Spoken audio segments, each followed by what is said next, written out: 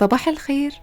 كلنا نفسنا في كيك يكون بسيط جدا بمكونات مش خرافية، مكونات بسيطة موجودة في البيت بطريقة مفيش أسهل من كده. هنعمل مع بعض النهاردة الماربل كيك، أحلى اختيار للفطار واللانش بوكس للأولاد، بقوام هش جدا وقطني مفهوش ولا غلطة. من أول مرة إن شاء الله هتنجح معاكم، وأي مكان ذوقكم سواء بتحبوا الكيك الفانيليا أو الشوكولات كده كده هتعجبكم، لان هي ميكس ما بين الاتنين. لما تجربوها هتكون هي الوصفة المثالية بالنسبة لكم للكيك اللي هتجربوها على طول.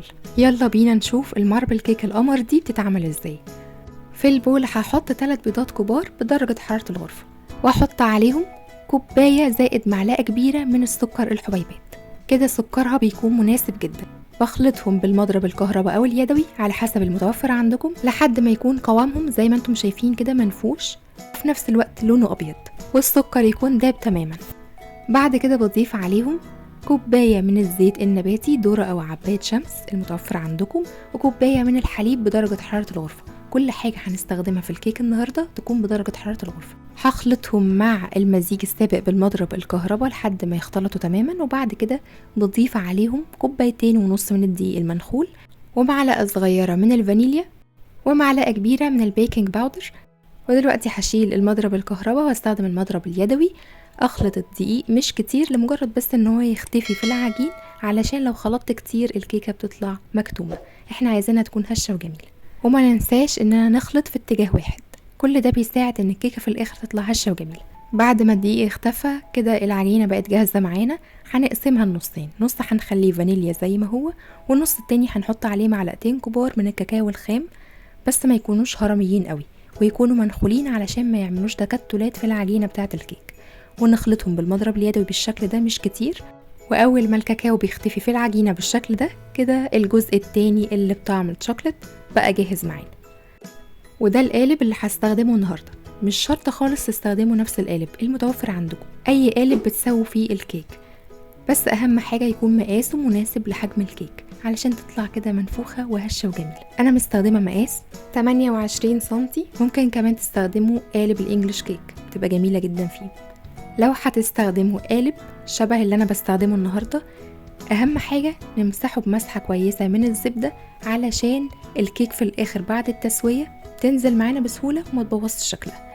انما لو دهناه بزيت وعن تجربة بيمسك في القالب ومش بيتقلب يبقى شكله حلو، فما نبوظش الوصفة علشان بقرش ملح زي ما الامثال المصرية بتقول. بعد ما دهنت القالب كويس بالزبدة بعمل ايه؟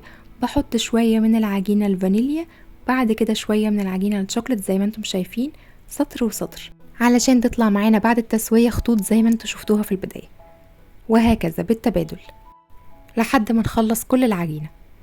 بعد ما بنخلص العجينة كلها بتلاقوا ان الصينية الربع الاخير اللي فيها لازم يكون فاضي، علشان لسه هتنفش في الفرن وهتكبر معانا وتاخد راحتها وتبقى هشة وجميلة.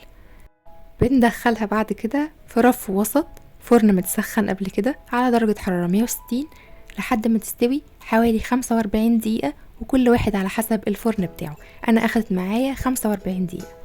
وقبل ما بندخلها الفرن على طول بخبطها كده 3 خبطات على الرخامة علشان اتخلص من اي فراغات هوا جواها، وهتطلع معانا بالشكل القمر ده. بجد ريحتها خطيرة وشكلها احلى واحلى.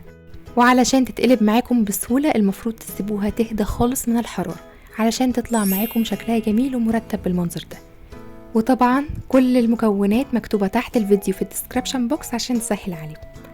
يلا بينا نقطعها مع بعض، وبرضو قبل ما بنقطعها بالسكينة لازم نسيبها تهدى خالص من الحرارة علشان تطلع معانا شكلها مرتب وما تفرفتش مننا. تعالوا نشوفها من جوه مع بعض. شايفين الجمال؟ من غير زبدة ولا مكونات خرافية، كلها حاجات بسيطة، وتطلع معانا حاجة تفرح الأولاد وتكون جميلة كده على الفطار مع كوباية شاي الصبح، حاجة تعدل المزاج.